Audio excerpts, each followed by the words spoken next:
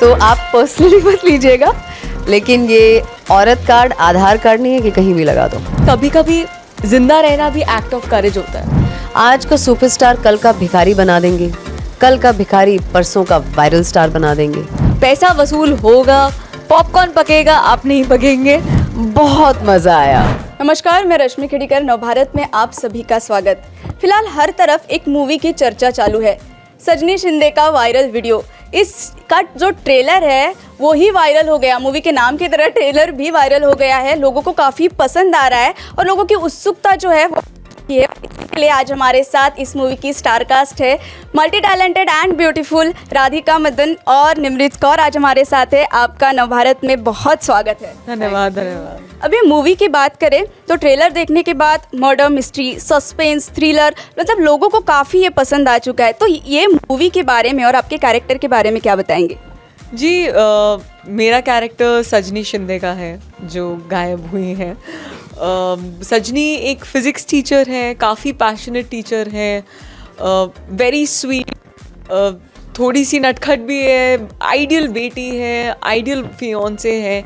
And कैसे एक private video उनका जब लीक होता है और वायरल होता है, उसके रेपरकशंस क्या होते हैं, एंड कैसे रातों रात उनकी ज़िंदगी बदल जाती है, ये मूवी उसके बारे में है। एंड ये आपको स्पेशली इस डे एंड एज पे जहाँ पर सोशल मीडिया इतना रेलेवेंट है, ये आपको सोचने पे मजबूर करेगी कि जो हम बात हल्के में ले लेते हैं ना, या एक कमेंट पास करते थे, गॉसिप में ले लेते हैं, मीम की तरह भेज देते हैं, इसको देख ये कर, आप तो मजाक में कर देते हैं, लेकिन उसकी लाइफ पे क्या रेपरकशंस हो रहे हैं, ये चीज़ें, ये मूवी उन चीज़ों में डील कर रही है जो मेरे दिल के काफ़ी करीब है। एंड आई होप वो लोगों को पसंद आए। निमृत जी, आपने कई फिल्म्स में काम किया है, अच्छे अच्छे कलाकार, मतलब अच्छे अच्छे रोल्स आपने निभाए हैं, तो ये रोल के बारे में आप क्या कहना चाहेंगे? जी आपने भी कहा तो मुझे रियलाइज़ भी ये हुआ कि मेरी ये चौथी फिल्म है। सो बहुत ही बढ़िया लग रहा है कि ये एक इतना अलग लंच बॉक्स में ईला, फिर उसके बाद एयरलिफ्ट में मैं मेरा अपना नाम मैं किरदार का भूल चुकी हूँ, चलिए बहुत बढ़िया। फिर 10वीं में मैं जो किरदार निभा रही थी, और अब ये इतना एक्साइटिंग ये सारा सफ़र है। और बेला बारोट मेरे किरदार का नाम है, जो सजनी शिंदे का वायरल वीडियो की एक सब्जेक्ट में, उसमें वो इन्वेस्टिगेट कर रही हैं। बेसिकली जो सजनी गायब हो चुकी हैं, वो आकर ये इन्वेस्टिगेट कर रही हैं कि उनके साथ हुआ क्या है, वो कहाँ गई हैं, क्या फाउल प्ले है, नहीं है। तो बिल्कुल ग्रास रूट लेवल की एक टफ कॉप हैं, यूपी से आई हैं, और a woman in a man's world हैं। You can't mess with her, बिल्कुल no nonsense and tough exterior. वो कहते हैं ना, नारियल की तरह बाहर से सख्त लेकिन अंदर से नरम, पर अपनी वो नरमी किसी को दिखाना नहीं चाहती। तो अपने बड़े बड़े जैकेट्स और बड़े बड़े कुर्ते और इस तरह के कपड़ों के पीछे छुपना चाहती हैं, अपनी खूबसूरती को निखारना नहीं चाहती, कि ताकि वो ब्लेंड इन रहें हमेशा। और इस पर्सनल एक पॉइंट ऑफ व्यू को लेते हुए वो कैसे इस पूरे इन्वेस्टिगेशन को देखती हैं, ऑब्ज़र्व करती हैं, किरदारों को देखती हैं, जो कि इनके फियांसे, इनके पिताजी, इनके कॉलीग्स, इनके स्कूल के प्रिंसिपल, कोई भी कुछ भी कोई भी शक के दायरे से बाहर नहीं है उनके लिए। सो उनका एक पर्सपेक्टिव बहुत ही एक हौसले का और एक होप का पर्सपेक्टिव है। वो उस मोमेंट तक गिव अप नहीं करती जब तक उनको समझ नहीं आता है कि एग्जैक्टली क्या हुआ है। और बहुत एक, जैसे कि उन्होंने इतना बताया कि सोशल मीडिया पर हमारा एक पर्सपेक्टिव है कि वो किस तरह से यूज़ किया जा सकता है। चाकू है, आप उससे सर्जरी भी कर सकते हैं, और आप उसको घोंप के किसी का खून भी कर सकते हैं, राइट। सो वो रिलेशनशिप एक पूरा हम लोग उसकी जर्नी देखते हैं और उसका समझते हैं कि क्या वो इम्पैक्ट रखता है सोसाइटी पर। अगर ये हम वायरल वीडियो की बात कर रहे हैं, तो आज हमारे समाज में कई ऐसी घटनाएं होती है, वायरल वीडियो की वजह से लड़कियां सुसाइड करती है, मिसिंग होती है, जैसे स्टोरी में हमें बताया गया है। तो जब आपको ये स्क्रिप्ट सुनाई गई तो सबसे पहला थॉट क्या आया दिमाग में? जी जैसे आपने कहा कि हम ये किस्से सुन चुके हैं, हम ये सोशल मीडिया पे देख चुके हैं, तो मुझे वही दिमाग में थॉट आया कि ये कहानी बतानी बहुत ज़रूरी है। मेरी सोच को थोड़ा उन्होंने चैलेंज किया जब मैं पढ़ रही थी। काफ़ी बार मुझे लगा कि क्या मैं भी ये करती हूँ या नहीं कर, जाने अनजाने में। एंड बेस्ट चीज़ ये है कि बिल्कुल प्रीची तरीके से नहीं आपको बताया जा रहा है कि सच्चाई क्या है। बस एक आईना रख दिया है आपके सामने, आप खुद जज कर लीजिए खुद को। आप जिससे कनेक्ट कर रहे हैं, सोसाइटी का हर एक हिस्सा आपको मूवी में देखने को मिलेगा। आप किसी से कनेक्ट करेंगे, आप किसी से नहीं करेंगे, बट हाँ, हर एक कैरेक्टर आपको सोचने पे मजबूर ज़रूर करेगा। तो जब मैंने स्क्रिप्ट पढ़ी तो ये सारी चीज़ें मुझे बहुत अच्छी लगी। मुझे need of the hour feel हुई कि ये कहानी बतानी बहुत ही ज़रूरी है। अभी मैम आपने क्या सोचा सबसे पहले? कि ये लोग कहीं अपना मन ना बदल लें। मुझ पे इनका दिल आया रहे। बहुत ही उम्दा स्क्रिप्ट थी। It's one of the best scripts I have ever heard. और ऐसी स्क्रिप्ट ऐसी स्पीड से निकलती है। अभी जिन्होंने पहले इंटरव्यू लिया था वो कह रही थी कि इतना जल्दी ट्रेलर निकला, आपको पिक्चर भी ऐसी कुछ लगेगी। ऐसी मतलब विरार फास्ट वाली स्पीड है ना, जैसे कि मुंबई में बोलते हैं लोकल लैंग्वेज में। तो ऐसे फट निकलने वाली स्क्रिप्ट थी और इतना कड़क डायलॉग और इतने ब्यूटीफुली रिटन सीन्स हैं और हर सीन अपने आप में एक्ट 1, 2 और 3 रखता है। वो बहुत रेयर आपको मिलता है स्क्रिप्ट्स में। बहुत मज़ा आया था, बहुत स्वाद लिया था मैंने स्क्रिप्ट का। हमने आपका एक डायलॉग भी देखा है आधार कार्ड वाला, जो लोग काफ़ी पसंद कर रहे हैं, उसने क्लिप निकाल के वायरल हो रही है, तो इस बार हम आपके मुंह से सुनना चाहते हैं। आप पर्सनली मत लीजिएगा, मैं आपको नहीं कह रही, ठीक है? दोबारा करते हैं। तो आप पर्सनली मत लीजिएगा, लेकिन ये औरत कार्ड आधार कार्ड नहीं है कि कहीं भी लगा दो। तो कहने का मतलब ये है रियली, ये तो मजाक है चलिए, बट मतलब ये है कि औरत कार्ड जो हम लोग एक कन्वीनियंस के तौर पे कहीं भी यूज़ कर लेते हैं ना, जो हम कुछ प्रिविलेजेस रखते हुए लड़कियां कभी कहते हैं कि अरे हम तो लड़की हैं ना, हमसे कैसे होगा। लेकिन फिर हम लोग कहते हैं हम क्योंकि हम लड़कियां, आप हमें ये नहीं अपॉर्चुनिटी दे रहे हैं।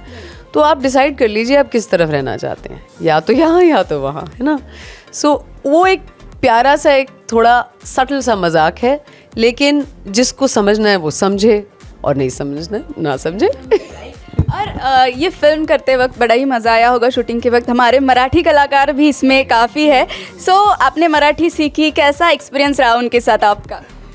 जी मराठी सीखना तो मुश्किल होता है, एक लैंग्वेज को पकड़ना और सीखना, बट सुबोध सर के साथ बहुत मज़ा आया मुझे। और चिन्मय मंगलेकर, हमारी आपस में बड़ी इंडिया पाकिस्तान वाला रिलेशनशिप था शुरुआत में ऑन स्क्रीन। चिन्मय और हमारा जो कैरेक्टर है हमारी आपस में बनती नहीं है, फिर धीरे धीरे जाके हमारी मतलब पक्की दोस्ती हो जाती है। और हमारी जो टीम वो शर्लॉक और वॉटसन वाली टीम है हमारी, वैसा है। तो सुबोध सर के साथ मेरा एक बैंटर भी है, जहाँ पे वो मराठी में एक लाइन मुझे बोलते हैं और मैं एंड में उनको दोबारा वो लाइन उल्टी सुनाती हूँ कि मग तुम्ही निघतोय कैसे उन जाता है। So it's like very fun, and उनको देखना, ऑब्जर्व करना और उनकी एक्टिंग प्रॉविस को विटनेस करना अपने आप में कितनी बड़ी प्रिविलेज है। कितने दिग्गज और क्या स्टॉलवर्ट एक्टर हैं वो।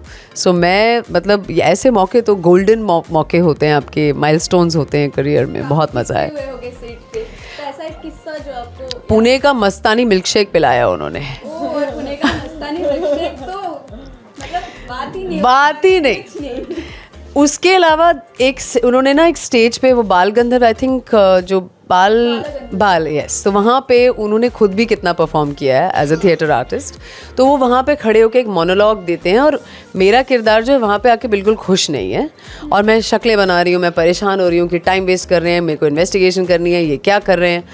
लेकिन उस वक्त के लिए कैरेक्टर गया तेल लेने, मैं इतनी खुश क्योंकि मुझे वो विटनेस करने को मिल रहा है कि सुबोध सर खड़े हैं, ऑडियंस मतलब पैक्ड है हॉल, और मैं तो तालियां बजा रही हूँ, मेरी आंखों में आंसू आ रहे हैं और मैं कह रही हूँ मैं तो बिल्कुल कैरेक्टर के बाहर जाके इतनी, मैं तो उनकी फ़ैन बन चुकी हूँ यहाँ पे, मैं क्या करूँ अपने कैरेक्टर का इस वक्त, यू नो।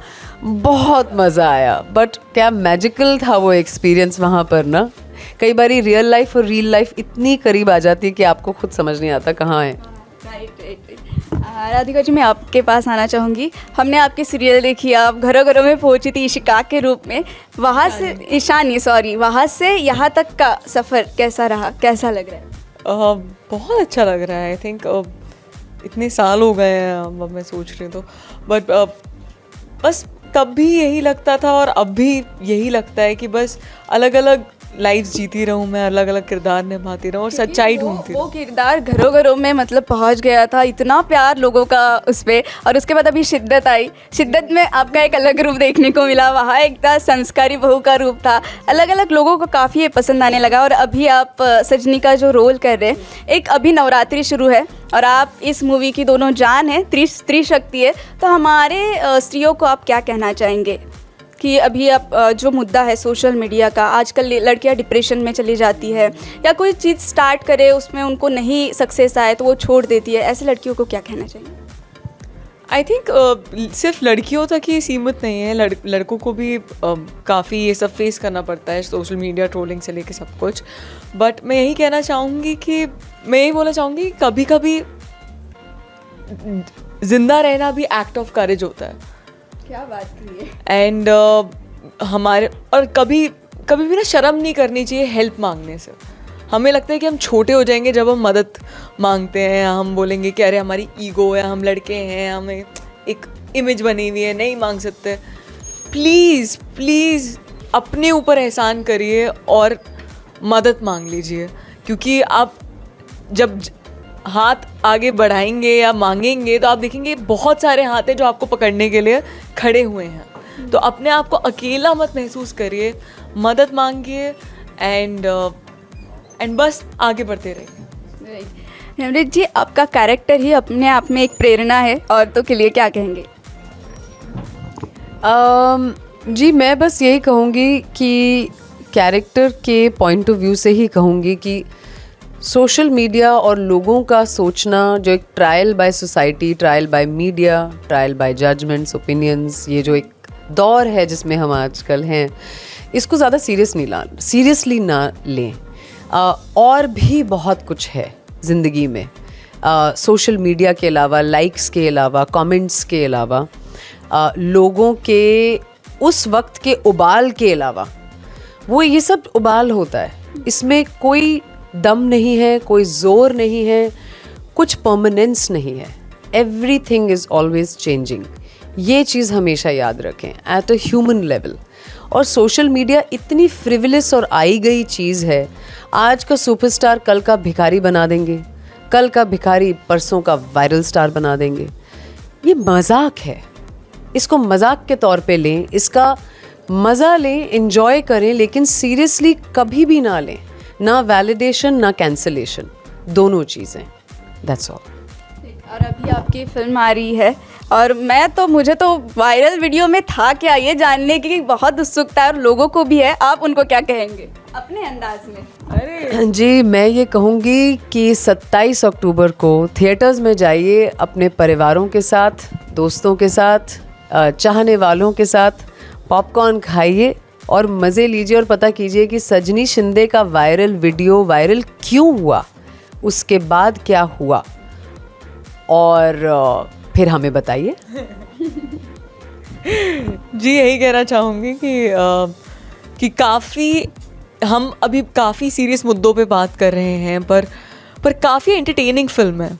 जैसे ट्रेलर आपको भागता हुआ नज़र आएगा, पिक्चर भी भागेगी, बिल्कुल प्रीची नहीं है, पैसा वसूल होगा, पॉपकॉर्न पकेगा, आप नहीं पकेंगे, पर फिर भी वो आपको सबकॉन्शियसली एक मैसेज दे जाएगा।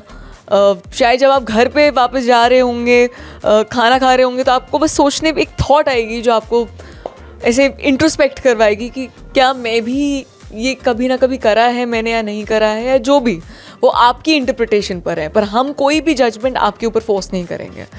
एंटरटेन होके आइए 27 अक्टूबर को सजनी शिंदे का वायरल वीडियो। Thank you. फिलहाल राधिका जी तो हमारे साथ है, लेकिन सजनी कहाँ है ये जानने के लिए आपको थिएटर में जाना पड़ेगा। पास के जाइए, दूर के जाइए, लेकिन जाइएगा ज़रूर और हमें बताइएगा ज़रूर। मैं रश्मि खिड़ीकर, नव भारत नागपुर से।